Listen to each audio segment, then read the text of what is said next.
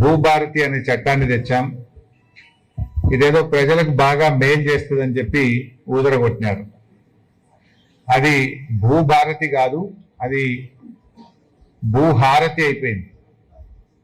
ఇవాళ భూభారతి వచ్చిన తర్వాత 22A కింద 1 కోటి ఎకరాల భూములు పెట్టినారు. అంటే నిషేధిత భూముల జాబితాలో లక్షల ఎకరాలు పెట్టి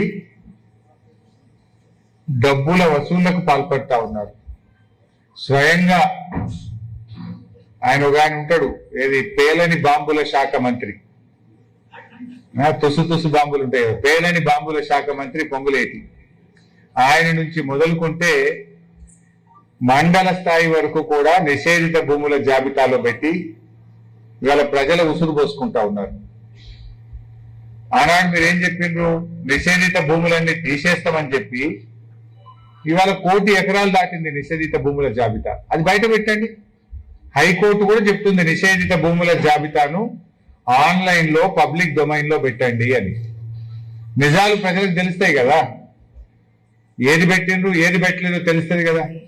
ఎందుకు నిషేధిత భూముల జాబితా ఆన్లైన్ లో పెట్టలేరు?